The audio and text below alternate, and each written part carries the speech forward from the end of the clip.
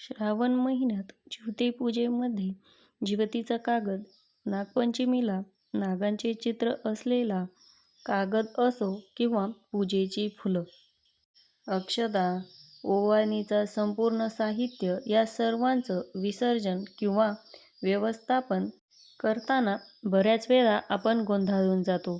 कधी नदीत टाकावं का कचऱ्यात फेकावं का घरातच, अशी बरीच प्रश्न आपल्यासमोर उभी राहतात. मग काळजी करू नका. आज आपण या सर्व प्रश्नांची उत्तरं जाणून घेणार आहोत. चला तर मग जाणून घेऊया की अशा या पवित्र पूजेनंतर पूजेचा कागद आणि पूजेसंबंधित साहित्याचे विसर्जन नेमकं कसं करावं. आज नागपंचमी. आपण हा कागद घेऊन याची पूजा नक्की केलीच असेल. मग या कागदाचे काय करायचे हे आपण सविस्तर जाणून घेऊया. पूजेनंतर पूजेचा कागद आणि पूजेसंबंधित साहित्यांचे विसर्जन नेमकं कसं करावं जेणेकरून श्रद्धाही टिकेल आणि पर्यावरणाची ही काळजी घेतली जाईल. तर सर्वात आधी ज्योतिपूजेचा कागद आणि साहित्यांचे व्यवस्थापन कसं करायचं हे जाणून घेऊया. ज्योतिपूजा ही श्रावण महिन्यातील शुक्रवारी मुलांच्या दीर्घ आयुष्य आणि रक्षणासाठी केली जाते. यामध्ये ज्योतिमातेचा कागद म्हणजे चित्र असलेला एक कागद असतो किंवा मूर्ती वापरली जाते. दरवर्षी श्रावण महिन्यात बहुतेक घरात ज्योतीचा कागद देवाशेजारी लावला जातो. हा कागद पंचांगाच्या मलपुष्टावर सुद्धा असतो. याची आघाडा, दुर्वा, फुलांचे हार बनवून पूजा केली जाते. या कागदावर जी 4 वेगवेगळी चित्रं काढलेली असतात ती मात्र अगदीच विजोड वाटतात. ही चित्रे अशी एकत्र कोणी आणि का काढली असतील या कागदाविषयी अनेक कुतूहल आहे. पहिलं चित्र कालियामर्दनाचा आहे. हे श्रावण महिन्यात येणाऱ्या नागपंचमी आणि जन्माष्टमीसाठी एकत्र केलं गेलं असावं. जिवती किंवा जराजीवंतिका ह्या सटुआई, शीतला इत्यादी प्रमाणे लोकदेवता असाव्यात आणि त्या चित्रांचा संदर्भ श्रावणी शुक्रवारच्या व्रताशी आहे. दुसरा नृसिंह. शनिवारी नृसिंहाची पूजा करतात. तर शेवटचे बुध आणि बृहस्पती आहेत. त्याची पूजा श्रावणातल्या बुधवारीच आणि गुरुवारी केली जाते. जर आपण कहाणी ऐकल्या असतील तर त्या प्रत्येक चित्राशी संबंधित एक कहाणी आहे. आता श्रावणातील दर शुक्रवारी ज्योतीचं पूजन केलं जातं. जराजीवंतिका पूजन झाल्यानंतर श्रावण महिन्याच्या शेवटी किंवा पूजा संपल्यानंतर आपण दुसऱ्या दिवशी या कागदाचं विसर्जन करू शकता.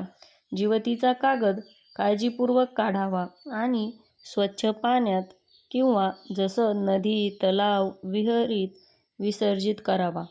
अगदी घरच्या घरी आपण टपात पाणी घेऊन त्याला विसर्जित करून योग्य जागी पुरवून देऊ शकता. मात्र यासाठी आपण तज्ज्ञांचा सल्ला नक्कीच घ्यावा. जर पाण्यात विसर्जन शक्य नसेल तर कागद स्वच्छ कपड्यात गुंडाळून स्वच्छ जागी जसं की तुळशीजवळ किंवा पवित्र वृक्षाखाली ठेवून द्यावा. कागद कचऱ्यात टाकणं टाळावं कारण यामुळे अपवित्रता होऊ शकते. जर कागद फ्रेममध्ये असेल तर तो पुढील वर्षी पुन्हा वापरता येऊ शकतो. फ्रेम केलेला कागद स्वच्छ ठिकाणी देव्हाऱ्यात ठेवू शकता. परंतु शक्यतो दरवर्षी नवीन कागद वापरणं शुभ मानलं जातं. आता या ज्योतिपूजेत वापरल्या जाणाऱ्या पूजा साहित्याचे व्यवस्थापन कसं करावं. पूजेत वापरलेली फुलं आणि दुर्वा पाण्यात विसर्जित करावी किंवा तुळशीजवळ आणि झाडाखाली ठेवून द्यावी. मात्र कचऱ्यात टाकू नये. दूध, साखर, फुटाणे, पुरणपोळी, वरणभात इत्यादी नैवेद्य सवाशिणींना, मुलांना किंवा गरजूंना वाटून द्यावा. उरलेला नैवेद्य थोड्याशा पाण्यात विसर्जित करून हे पाणी कोणाचेही पाय लागणार नाही अशा ठिकाणी व्यवस्थित विसर्जित करून द्यावे. याही व्यतिरिक्त आरतीसाठी वापरलेले कणकेचे दिवे पाण्यात विसर्जित करावे किंवा झाडाखाली ठेवून द्यावे. त्यानंतर 21 मण्यांचे कापसाचे गेज स्वच्छ वस्त्र कपड्यात गुंडाळून ठेवावे किंवा पाण्यात विसर्जित करावे. एकंदरीतच पूजेचे साहित्य आपण पाण्यात विसर्जित करून निर्माल्याचे योग्य विल्हेवाट लावावी आणि पाणी झाडांना टाकून द्यावं. पूजा झाल्यावर ही विशेष काळजी घेणं तितकंच महत्त्वाचं आहे. पूजास्थान स्वच्छ ठेवावं. पूजा झाल्यावर पाट, चौरंग, ताम्हण, पंचपात्री स्वच्छ धुवून ठेवावी. कागद आणि साहित्यांचे विसर्जन करताना पर्यावरणाला हानी पोहोचणार नाही याची काळजी घ्यावी. प्लास्टिक किंवा रासायनिक वस्तू वापरणं टाळावं. सवाशिणींना जेवण देताना त्यांचा आदर करावा आणि त्यांना हळदी-कुंकू, पान, सुपारी आणि दक्षिणा द्यावी. पूजा संपल्यानंतर मुलांच्या दीर्घायुष्यासाठी प्रार्थना करावी आणि जिवती मातेचं स्मरण करावं. जर कागद फ्रेम केलेला असेल तर पुढील वर्षी वापरणार असाल तर तो स्वच्छ ठिकाणी ठेवावा आणि त्यावर धूळ साचू देऊ नये एवढी मात्र काळजी घ्यावी. आता आज आहे नागपंचमी, ज्यामध्ये नागदेवतेची पूजा केली जाते. यामुळे सर्पदंशापासून संरक्षण आणि कुटुंबाची समृद्धी व्हावी यासाठी प्रार्थना केली जाते.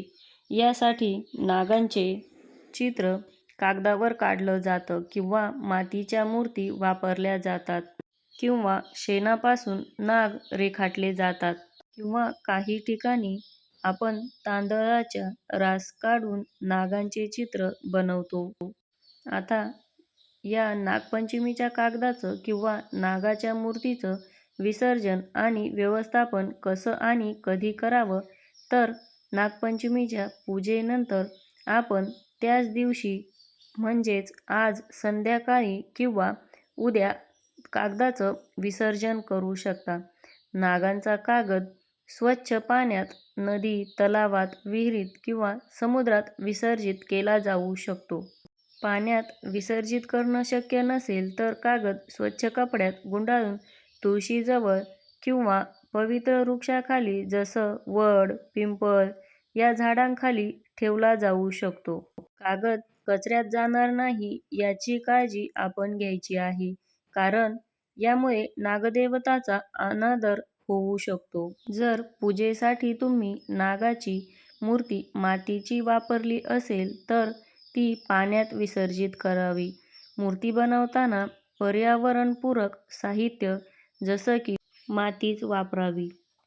पूजेत वापरलेले हळद, कुंकू आणि अक्षता पाण्यात विसर्जित कराव्या किंवा तुळशीजवळ झाडाखाली ठेवून द्याव्यात. पूजेत वापरलेली फुलं आणि दूर्वा पाण्यात विसर्जित करून द्यावी. साखरेचा नैवेद्य गरजूंना वाटावा किंवा गायीला खाऊ घालावा. काही ठिकाणी दुधाचा अभिषेक केला जातो, तो पाण्यात मिसळून विसर्जित करावा. आरतीसाठी वापरलेले कणकेचे 5 किंवा 7 दिवे असतात, तेही पाण्यात विसर्जित करावेत किंवा शक्य असेल तर ते गायीला खाऊ घालावे. आपण फक्त ह्याच पूजेचं नाही तर कोणतीही पूजा करताना त्यात वापरले जाणारे साहित्य, त्याची विल्हेवाट किंवा व्यवस्थापन योग्य पद्धतीने नक्की करावं. या सूचनांचं जर पालन आपण केलं तर नक्कीच आपली पूजा विधिवत पूर्ण होईल आणि पर्यावरणाचीही रक्षण होईल. पूजा आणि विसर्जन हे श्रद्धेने आणि काळजीपूर्वक केल्यास त्याचं पुण्यही आपल्याला नक्कीच लाभेल. पूजेनंतरचा प्रत्येक छोटासा निर्णयसुद्धा श्रद्धेइतकाच महत्त्वाचा असतो. तो ज्योतीचा कागद असो किंवा नागपंचमीचा असो किंवा इतर कुठल्याही पूजेचा असो. आपल्या संस्कृतीचं जतनही होतं. तर मंडळी, आपल्याला ही माहिती उपयोगी वाटली असेल तर आपल्या व्हिडिओला लाईक करा आणि आपल्या चॅनलवर नवीन असाल तर आपल्या चॅनलला सबस्क्राईब करून घ्या. व्हिडिओ आवडल्यास लाईक आणि शेअर करा. धन्यवाद.